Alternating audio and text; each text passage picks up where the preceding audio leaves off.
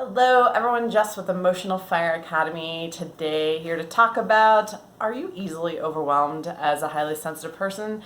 3 quick fixes that actually work to not only conquer overwhelm in the moment, but also start to interrupt the pattern of overwhelm if that's a habit that you experience in your life.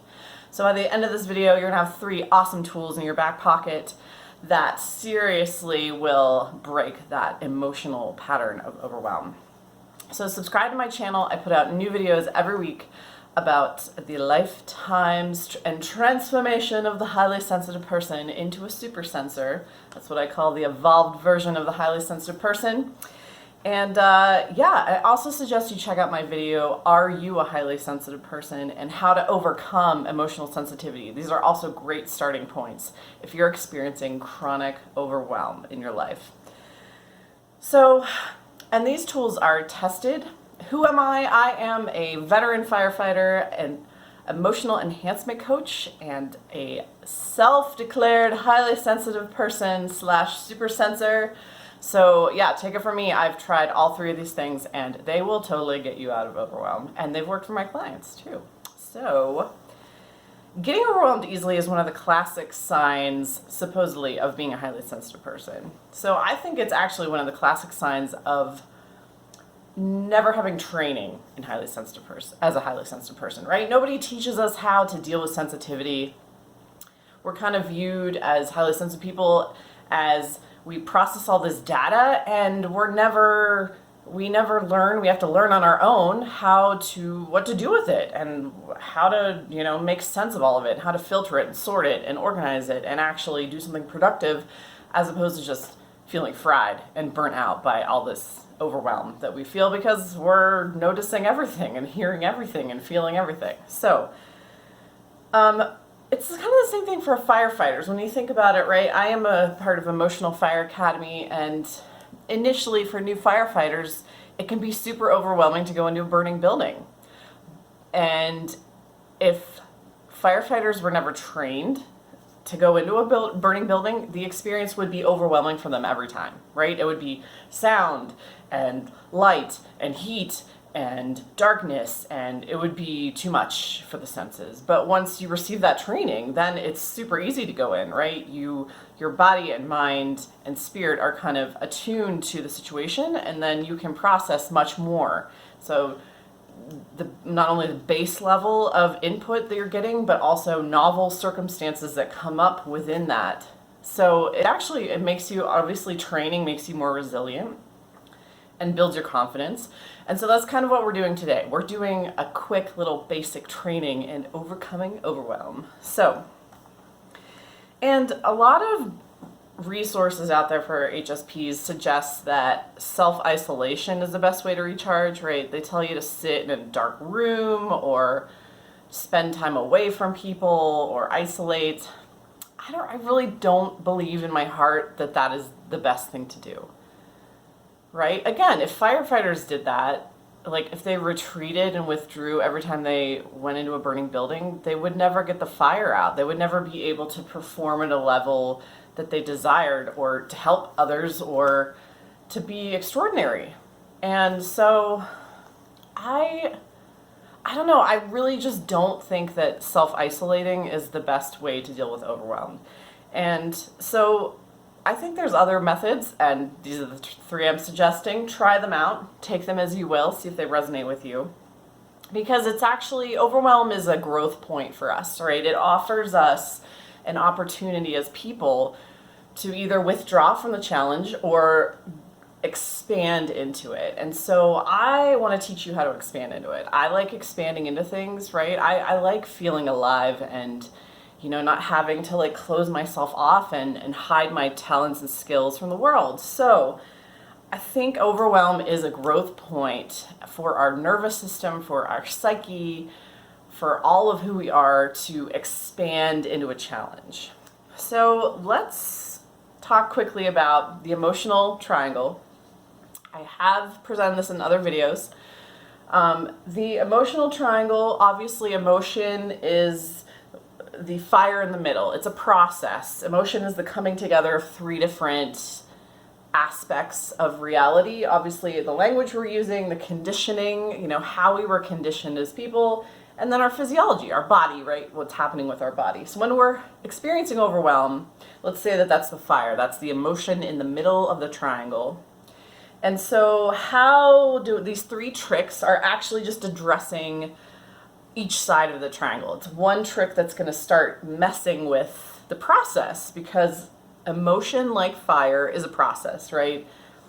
Fire is actually fuel, oxygen, and heat. And so when you mess or tinker with one of those things, the fire extinguishes or changes. And so the emotion is going to change too. It's the same thing because they're both processes.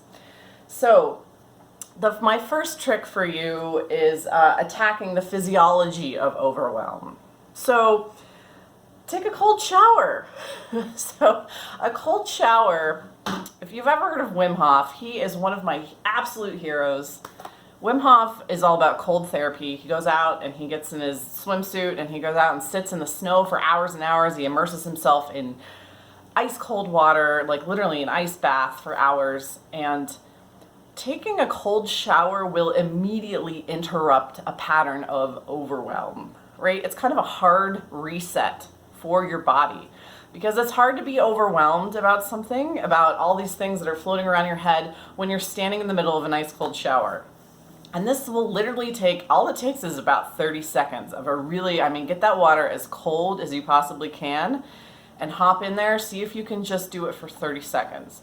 That's a good amount. If you don't make it that long, that's okay. You might start to cry, you might want to scream, you might want to emote, and that's okay. Whatever you need to do to get through that experience, because the overwhelm you were feeling up in here has now been literally washed away by that cold shower, right? You're going to experience a total physiological reaction to that cold water. Your blood is going to rush to your core, and you're not going to feel the same way about the stuff that you were thinking about 2 minutes ago as you were when you get out of that shower. And you're going to start to feel really amazing, because the benefits of cold water therapy are numerous. Wim can actually control his immune system by going into cold water regularly and spending time in the cold regularly. And this is actually something that I did and I started recommending for my clients, because not only does this help you, again, in the moment of extreme overwhelm, oh my God, I'm overwhelmed, get naked, get in that shower. Like, just stand under that cold water for 30 seconds. Your perspective is going to change instantly. And this is also good for breaking the pattern on a longer term, because when you start to incorporate just 20 or 30 seconds of cold shower every day in your morning, hygienic shower routine, you're actually conditioning your nervous system to withstand moments of discomfort. And what I found when I did this regularly is that I could handle so much more in my psyche because I was taking the cold showers every morning. So the best first trick to try, jump in a cold shower just for 30 seconds, see if you can last that long, and you probably won't feel overwhelmed as much. That's going to totally break the feeling in the moment and help you on the long term if you want to incorporate this into your daily routine. So the second thing to do, let's go back to our handy little diagram here. The second thing to do, so that's one way to interrupt the physiology. The second thing, if we're going on conditioning, right? Overwhelm might be something that you are conditioned to do as a highly sensitive person. I know I was, because it's a habit, right? Conditioning is essentially the collection of habits that we've developed. And so one way to interrupt a habit is do a complete pattern interrupt. What do I mean by pattern interrupt? People like Tony Robbins like to talk about this, where clients will come into him and he'll literally stand up in the middle of the room and scream something weird, or it interrupts our conditioning, right? The script that we have in our minds about what overwhelm looks like. And so one of the things I like to do that's a little less embarrassing is use my emotional ADHD to my advantage. So essentially distract myself. And what this does is it starts to recondition us, again, not only in the moment, but if we start to do this regularly, we start to uncondition ourselves to be overwhelmed. My go-to is I watch SNL videos. So if I am feeling completely overwhelmed, which doesn't happen a lot these days, but my go-to is to do something that I know that I will latch onto and actually pay attention to, and my mind can then disconnect from the overwhelm. I love SNL videos, like old SNL clips and stuff on YouTube, and I know I will emotionally engage with it because it's going to make me laugh and think. And so if you know that maybe for you it's watching another show, or you have a favorite podcast you listen to, like turning to that and literally distracting yourself and interrupting the pattern of conditioning, right? Interrupting the overwhelm is, I know it sounds like you're avoidant, but it's not. It's actually retraining your brain not to feel overwhelmed, to be like, okay, I'm just going to totally disconnect from this and feel good for a few minutes. And then you come back to the overwhelm, to the whatever you perceive as the problems, with a clearer, fresher state of mind that has way more solutions, right? Overwhelm puts us in kind of a fight or flight. We want to attack or withdraw. So yeah, putting yourself in a calmer state of mind, just distract yourself with something that's kind of mindless that you enjoy. That's a great thing to do in the moment. And again, as a long-term pattern. And you'll notice too, if you've ever been in a fight with someone and then the doorbell rings, and then suddenly you're like not mad anymore, or you're not upset, you're not sad, because it's literally the pattern it's interrupted your script of whatever you're experiencing, emotion, today's context is overwhelm, but it just interrupts your patterns. So that's an important thing to do. Trick number 2, pattern interrupt. So trick number 3, reframe. So this addresses the language element. So if we go up to language, what kind of language are we using in our own heads? How are we talking to ourselves? How are we framing the situation? So a reframe, this is a great way, again, so useful. I have helped so many people with a reframe. Remember that, how we look at something, language is perspective. So how we describe something with our language is then the perspective that we take on it. Language is a way of moving closer, farther away from something in our own heads. It's a conceptual way of changing position, changing perspective. And so what language are you using to describe your overwhelm, right? If you're saying, I have all these huge problems, I can't handle this, when you're saying it that way, that's what it becomes.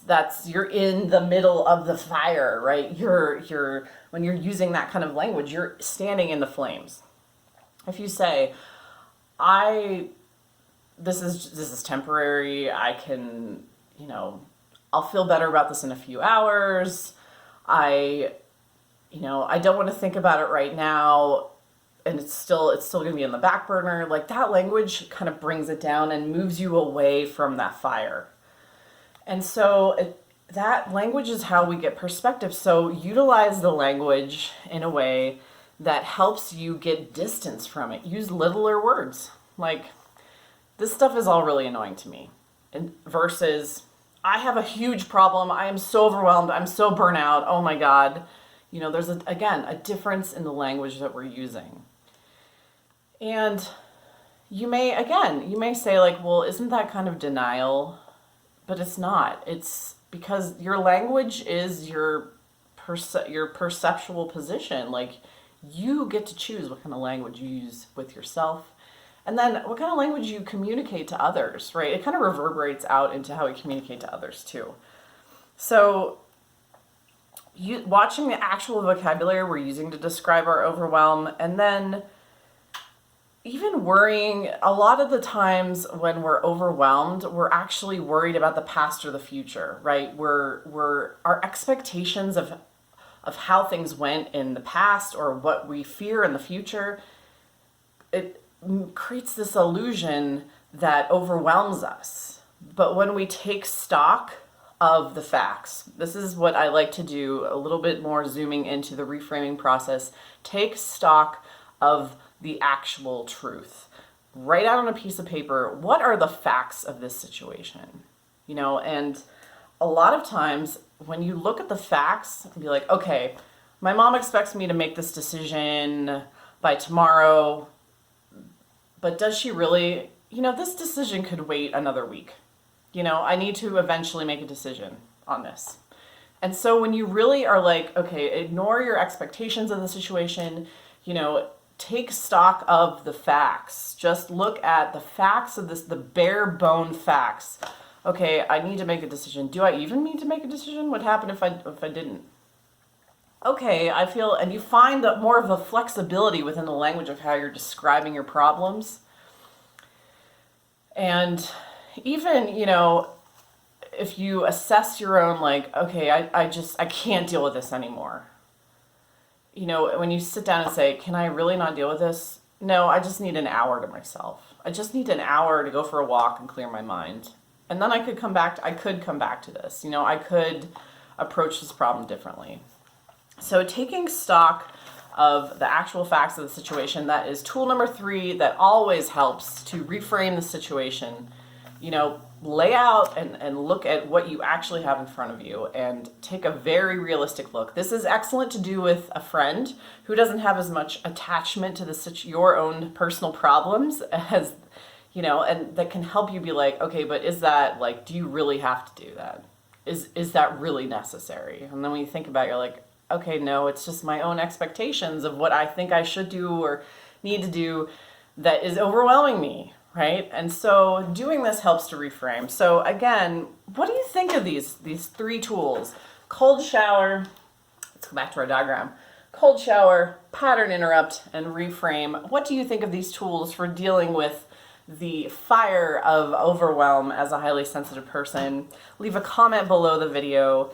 And if you are a highly sensitive person who is easily overwhelmed and has patterns of it in your life, and you're ready to make a permanent shift, I have some excellent resources on my website. I have a brand spanking new 2-hour live workshop that will get to the heart of a lot of these issues very quickly and teach you a lot of tools just like this for you to just grab and go off and use and make your own change. I also have a longer 90-day guided coaching program for those who need more customized exploration into this and who are really ready to transform from a highly sensitive person into whatever the next level looks like for you. So I hope you folks have a wonderful day. Thanks for watching. Later.